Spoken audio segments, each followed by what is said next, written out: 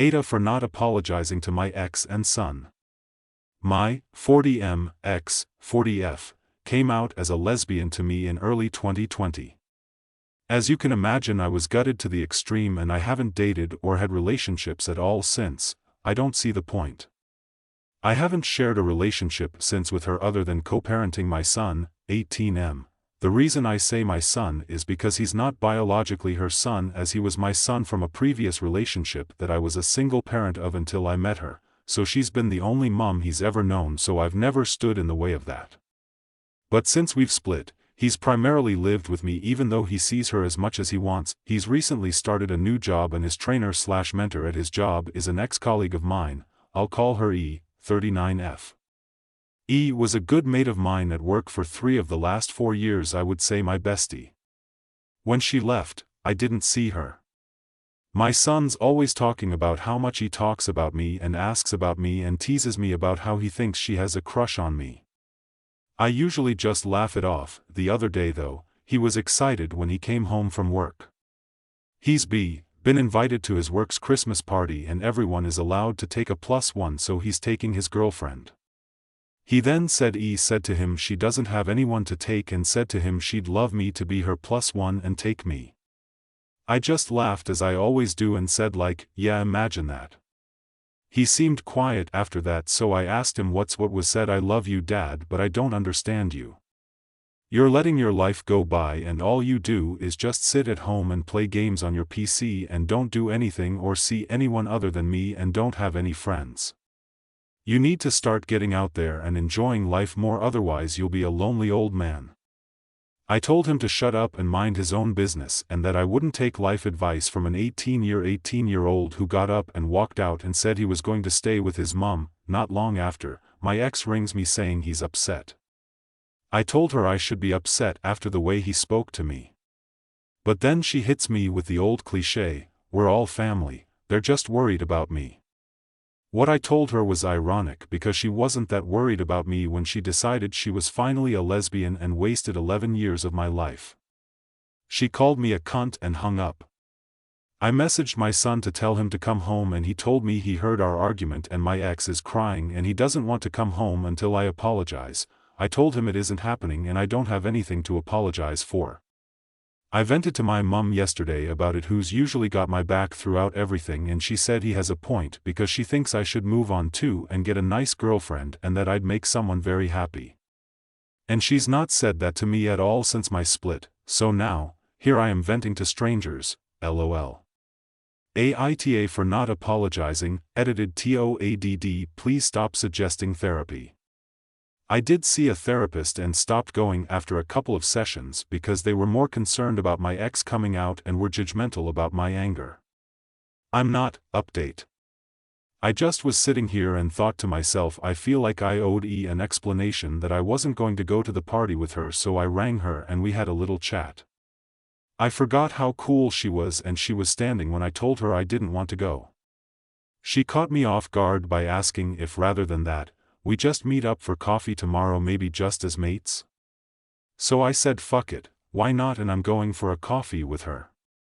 I haven't spoken to my son yet, but I'm sure I will soon. Update AITAH for not apologizing to apologizing these folks. I deleted my account because it got a bit heated and overwhelming, but my son told me to create a new account and update you all as he saw the original. I just want to thank you all for your help and comments. Even though you all deemed me the asshole, there was some great advice there. Apologies to those I snapped at who were just trying to help. However, those of you who called me things like miserable cunt, misogynist, homophobe, narcissist, autistic, and even the person who said I should abandon my son for a better role model, I don't apologize to the likes of you. There's constructive advice and tough love, and there's just plain being mean. Anyway, I did apologize to my son. I said I didn't mean what I said and I was a knob basically, and it's not true about his age. He's the brightest, nicest lad I know, and I was just lashing out because I knew he was right. Even though he did accept, he said he's standing by what he said, and I do need help, and as he saw my last post, I need therapy. No arguments if I want him home. Admittedly, I'm not a fan and don't think it'll do much, but if it means I keep my son happy, I'll do anything. So I've found one I've made contact with and am going to see tomorrow. He also said he's angry about the way I spoke to his mom and needs to make it right. Edited TOADD. The reason why I'm so angry and said she wasted 11 years is that she got with me knowing that she had feelings towards women but tried to hide them due to her upbringing, and after 2 abusive relationships, she got with me purposely with the intention that a good guy like myself, her words, would get rid of the feelings and she could be straight. It didn't work, of course, and it bled out into the relationship. She hardly ever wanted to do anything or go away and never wanted me to propose. Now she's in a lesbian relationship, they're always out on dates/holidays, and the girlfriend proposed and she's accepted. Not only that, she admitted that the sex was something she ed with and had to convince herself each time to go through with it. And when she did initiate, it was because she was turned on thinking about women. So as you can imagine, that last part particularly makes me feel like I forced her each time and it killed my libido. I didn't want to listen to her still apologize as I'm still angry, but I know how much it means to him, so we went over to hers and I did apologize. I said I'm not going to lie and say my feelings aren't still the same, but I shouldn't have spoken to her like that as she was just looking out for our son and trying to help, so I apologize. Apology isn't the sort of person who forgives or accepts apologies, but as I could see, she knew how much it meant to our son, and she accepted. I are going to keep low contact for the foreseeable until I sort my head out at least. Now on to my coffee with E. It was amazing. It was supposed to be a short catch-up but ended up that we spoke for hours. I had a lovely time and so did she. We initially said we'd maybe only do it every couple of weeks, but last night we were texting and mentioned we both wanted to go and see the new Saw film, so we'll hopefully try and catch that this weekend. We're both excited and so is my son. If you listen to him, it's like we've announced an engagement or something. Hopefully, this post is allowed, and thanks all again for my last kick up the arse. Update to AITAH for not apologizing to my ex and son. I thought I'd provide you all with an update as I've had a great week and I'm 100% better than I was this time last week. I had a preliminary therapy session on Wednesday. I went private and paid for one rather than waiting on the NHS. It was only the first one, so nothing much happened, but I have good vibes so far. Seems like a nice bloke. Then, I had my date with E at the pictures last night.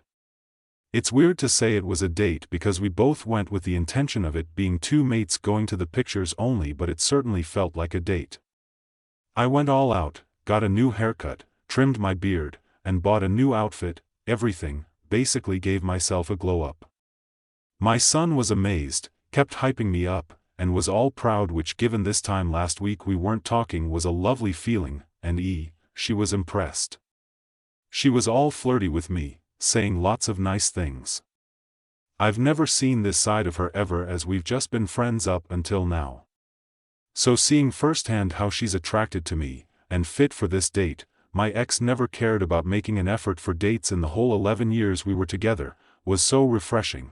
It made me genuinely attracted to her, and considering I've been asexual near 4 years, that's a big thing. We actually stayed out for hours after the date just talking and got some food and got on well. I said I was happy to be her +1 for the Christmas party too. She was ecstatic. I haven't told my son yet, but I know he'll be happy too. I keep finding myself doing silly things, like looking at her name on my phone and smiling. I nearly sabotaged it though when I got home by going on social media and saw my ex's profile. I was thinking about my date with E and how great the date was, how much effort she put in, and then thought about how little my ex used to put in, and she now goes on lots of dates and how happy she is and shows off about how happy she is on her social media. So I decided to block her profile. I feel so much better for doing it, and I think it'll be so much better for me going forward. I'm going to just stick to only talking about our son, ensure I don't hear about her life, and I'll make sure my son doesn't tell her about my life going forwards. So on the whole, I'm doing well this weekend. Final update. AITAH for not apologizing to my ex and son. I've created a third and final account to provide an update, as my son was a Redditor and I know would have liked me to provide an update. He sadly died a few weeks after my last post. He was on a night out with his mates and was drunk and did some drugs. he went back to his girlfriend's house and he unfortunately was sick in his sleep and choked on his vomit. A very distraught call from her and her parents in the morning telling me they couldn't wake him and were calling an ambulance. I'll never get her voice and how panicked/distraught she was out of my mind for as long as I live. I reconciled with my ex to plan the funeral at least, and I will say this, she was a godsend. Despite not being his biological mother, she was his mum. I saw just how much she loved him when we planned his funeral. I couldn't have done it without her. Even though I had no plans for a friendship with her, she was determined to keep in contact with me, so I allowed it. I just have no desire to argue anymore, his egg donor was told, and she said she was sad but couldn't face coming. Good. I think had she wanted to come, I'd have possibly spat in her face, or my ex would have possibly shouted so much that she'd have bailed anyway. Was also a comfort for a little while. She was there for me like a true friend, although, sadly, we haven't spoken much since. She still wanted me to go to the Christmas party as a tribute to my son, but I couldn't face it, so bailed at the last minute. It was amazing and they did a 1-minute work for him. She said she understood, but I think was hurt, and the contact has been less and less of late. I last heard from her on his birthday last month. I don't think I'll be around much longer. I haven't taken my blood pressure tablets in a while and pretty much drink myself to sleep these days. I don't have anything to live for anymore. I just want to go to sleep and wake up to see my son again one day. He was the only thing I have ever done in my life that was good, and can't face that I'll never see him again. If I can advise anyone who is a parent, is to hug your kids and tell them you love them. Never fall out, and if you do, apologize no matter what. Because you never know if you'll one day not see them again. Thanks all for your advice and support in my original posts. I appreciate it more than you know. You at least gave me a few weeks of nice memories with my son. Next story, AITAH for wanting to take full custody of my daughter because my ex doesn't have a job.